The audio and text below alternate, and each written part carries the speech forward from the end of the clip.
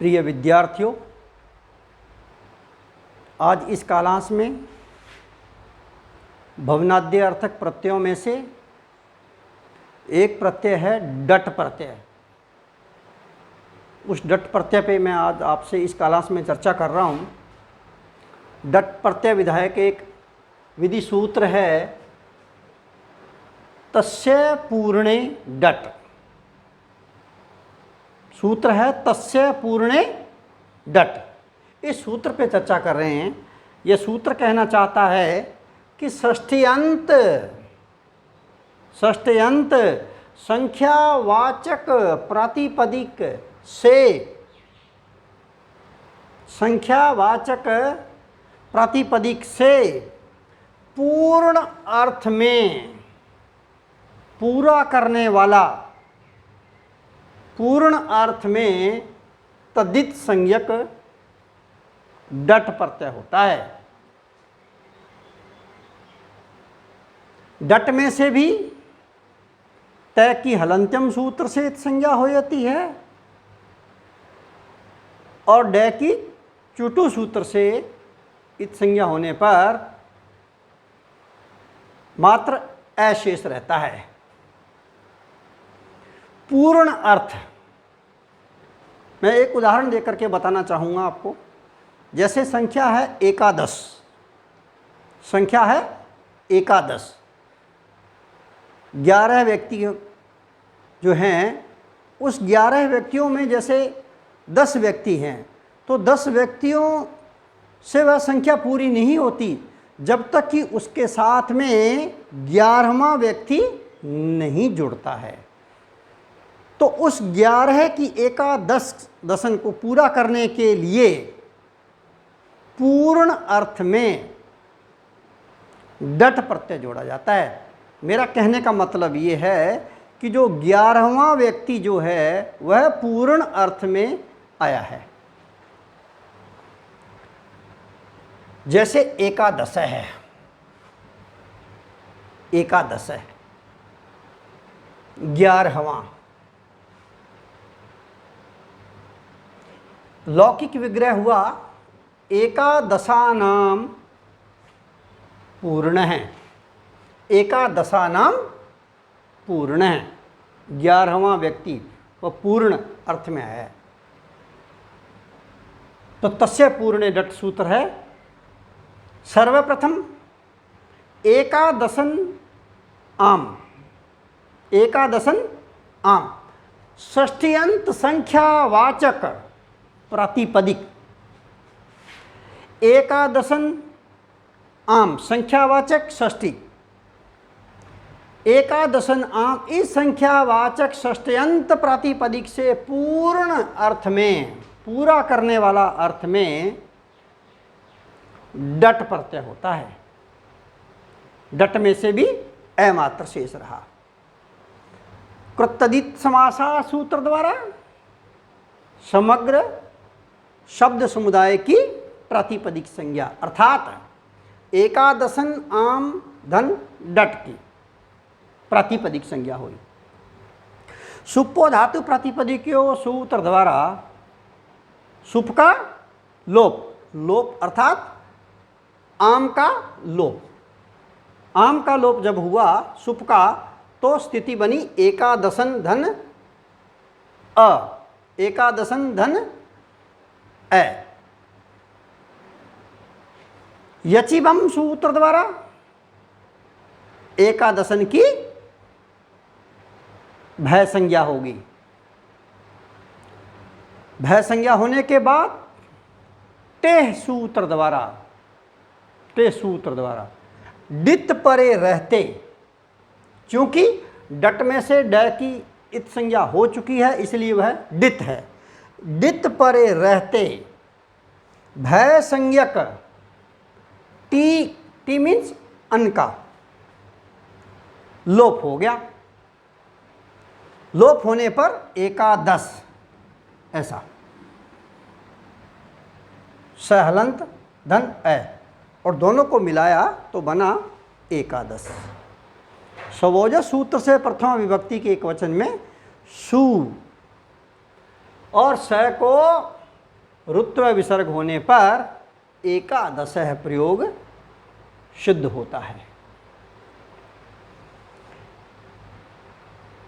एक और उदाहरण देकर के बताना चाहूंगा, उससे पहले एक विधि सूत्र है, नान्ताद संख्यादे मंट। क्या है? नान्ताद संख्यादे मंट सूत्र है। ये सूत्र कहना चाहता है कि जिसके आदि में कोई संख्या शब्द नहीं जुड़ा हो। क्या? जिसके आदि में कोई संख्या शब्द नहीं जुड़ा हो, ऐसे नकारांत संख्यावाचक प्रातिपदिक से परे डट से पूर्व मंट का आगम होता है।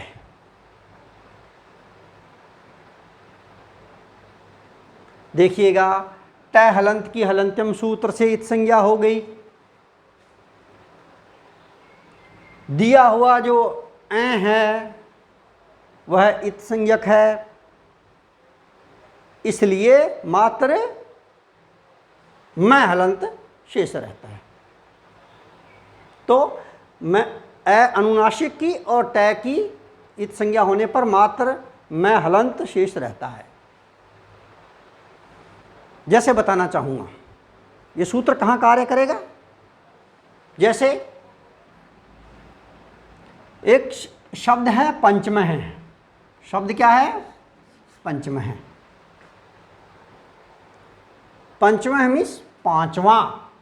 पंचम मीन्स पांचवा। पंचानाम पूर्ण है।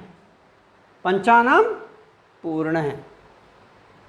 पूर्ण अर्थ में पंचन आम इस षष्ट्यंत प्रातिपदिक से, इस पूर्ण अर्थ में तस्य पूर्णे डट सूत्र द्वारा डट प्रत्यय हो गया। पूर्ण करना अर्थ में तो पंचन आम धन डट संख्यावाचक पंचन लगा हुआ है, षष्ठी अंत है आम।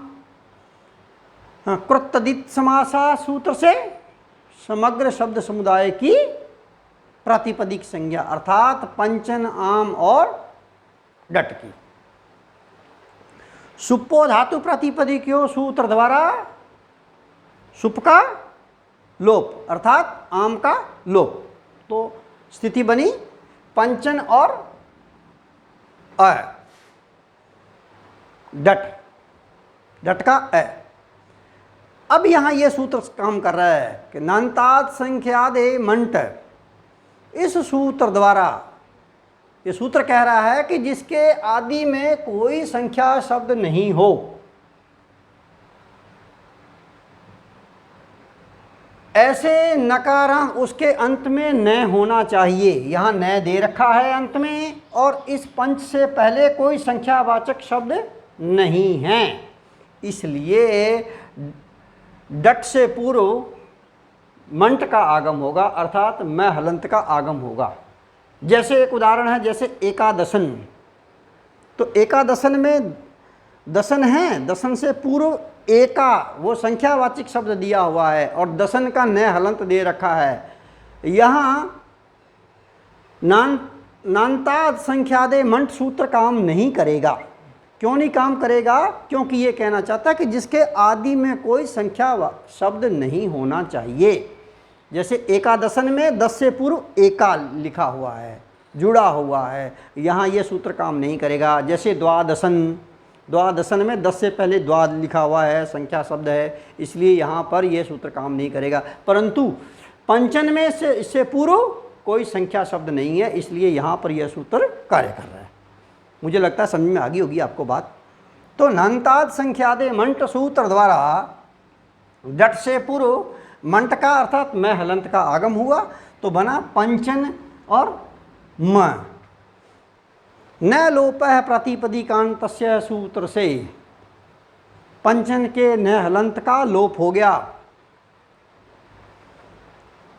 लोप होने पर दोनों को मिलाया तो बना पंचम। स्वोजय सूत्र से प्रथमा विभक्ति के एकवचन में सु और स हलंत का रुत्व विसर्ग होने पर पंचमः, पांचवा प्रयोग सिद्ध होता है। तो मित्रों, आज मैंने आपसे तस्य पूर्णे डट इस विधि सूत्र पे मैंने आपसे चर्चा की और मैंने आपको दो इसके उदाहरण बताए, एकादश और पंचमः। यहाँ देख रहे थे हम लोग एकादश लिखा है ना, तो यहाँ पर ये नान्ताद संख्यादे मंट सूत्र काम नहीं कर रहा है, क्योंकि 10 से पहले ये संख्या शब्द लिखा हुआ है और वो ये कहना चाहता है कि जिसके आदि में कोई संख्या शब्द नहीं जुड़ा हो, यहाँ जुड़ा हुआ है, इसलिए यहाँ ये उपयुक्त सूत्र यहाँ कार्य नहीं करेगा, उसमें काम कर रहा है। तो इस प्रकार मैंने दो शब्दों की चर्चा की आपसे, एकादश दशः और पंचमः। अगले क्लास में मैं आपसे नया प्रत्यय लेकर के फिर मिलता हूँ। जय हिंद।